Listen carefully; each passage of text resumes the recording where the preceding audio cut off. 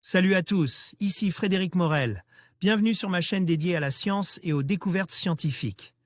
Si vous êtes passionné par l'exploration de notre univers et les avancées scientifiques, pensez à vous abonner. Aujourd'hui, on plonge dans un sujet fascinant qui repousse les limites de notre compréhension. Allons-y. Bonjour à tous. Dans cette vidéo, je vais vous parler des tests des parachutes réussis pour le rover ExoMars. Nous allons explorer comment ces parachutes jouent un rôle crucial dans l'atterrissage de cette mission ambitieuse sur la planète rouge. Je vous expliquerai les différentes étapes de ces tests, les défis rencontres et les résultats obtenus.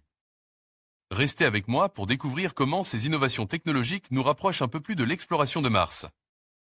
Une nouvelle étape vient d'être franchie pour la mission ExoMars 2022, avec la réussite des tests pour les deux parachutes qui assisteront. L'atterrisseur Kazachok et le rover ExoMars Rosalind Franklin lors de leur descente vers la planète rouge. Le lancement de la mission est prévu pour septembre 2022. La mission ExoMars 2022 s'ancre dans le programme ExoMars de l'Agence spatiale européenne, comprenant également la mission ExoMars 2016 qui a vu la mise en fonction de l'orbiteur TGO, ExoMars Trace Gas Orbité, charge. Entre autres d'étudier les origines du méthane et d'autres gaz rares dans l'atmosphère martienne. Prévue pour septembre 2022, la mission vise à poser un rover sur la surface martienne, afin d'analyser des carottes du sol martien prélevés sur place pour y identifier d'éventuels marqueurs biochimiques. À la recherche d'indices sur l'habitabilité passée de la planète rouge.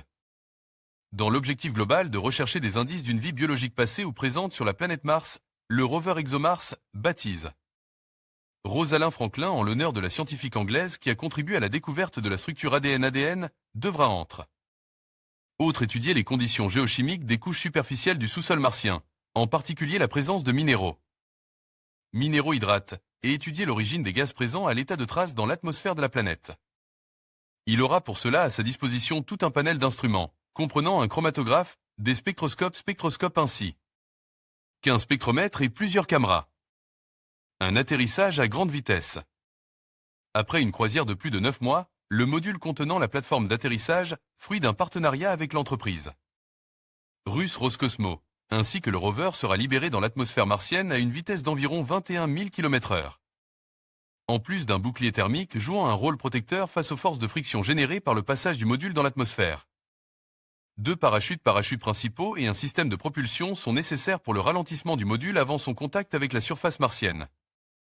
Le premier parachute de 15 mètres de large fourni par Airborne System, se déployant alors que le module se déplace à des vitesses supersoniques, avait déjà été testé avec succès au mois de juin 2021. Le second parachute de 35 mètres de large, le plus grand jamais utilisé sur Mars, fourni par Ares Cosmos, vient quant à lui d'être test et a pu ralentir le véhicule d'essai comme prévu, marquant ainsi le passage d'une étape cruciale dans le déroulement de la mission ExoMars 2022. L'Agence spatiale européenne ne lésinait d'ailleurs pas sur l'importance de ces tests puisque l'atterrisseur expérimental Schiaparelli de la mission ExoMars 2016 avait percuté le sol à une vitesse de plus de 300 km/h à la suite d'une erreur d'estimation d'altitude.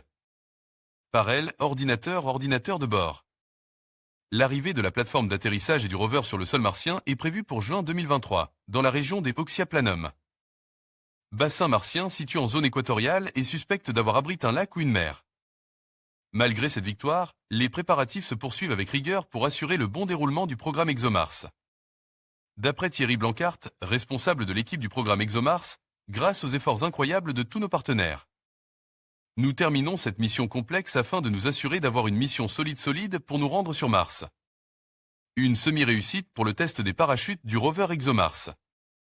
Article de Dorian de Shepmister, publie le 5 juillet 2021. L'Agence spatiale européenne a mené une nouvelle campagne d'essai afin de tester les futurs parachutes de la mission ExoMars.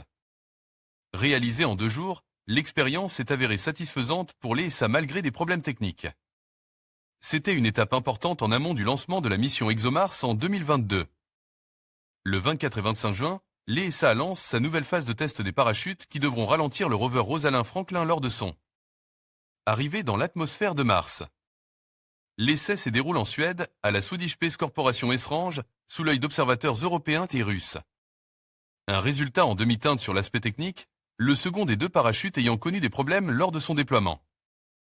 Mais l'Agence spatiale européenne a néanmoins déclaré l'expérience satisfaisante et réussie. Test du largage du parachute d'ExoMars. Et ça, une semi-réussite. L'objectif était de déterminer si le système de parachute de la mission était suffisant pour ralentir un objet aussi lourd qu'un rover et lui permettre d'atteindre la terre ferme sans encombre. Les chercheurs ont donc envoyé une réplique du module à 29 km d'altitude grâce à un ballon stratosphérique d'hélium-hélium. Le premier parachute, de 15 mètres de largeur, s'est ouvert sans encombre. Il devrait permettre de ralentir fortement le futur rover martien, suppose arriver à une vitesse de 21 000 km/h. Autour de la planète rouge. Le second parachute, d'un diamètre de 30 mètres, a cependant connu quelques difficultés. Lors de son déploiement, l'extracteur s'est détaché de manière impromptue. L'ESA explique que cette anomalie serait due à une pression trop élevée dans le haut-vent du parachute, et que des solutions seraient étudiées pour résoudre ce problème. Le module test a néanmoins atterri sans qu'aucun dommage ne soit constaté. Différentes étapes du déploiement des parachutes pour la mission ExoMars. ESA, Roscosmos de nouveaux tests devraient avoir lieu dans les mois à venir alors que l'échéance du lancement de la mission ExoMars approche, prévue pour septembre 2022. Celle-ci devrait voir le Rosalind Franklin rejoindre Perseverance, Curiosity et Zuron dans leur recherche de traces de vie passées sur Mars.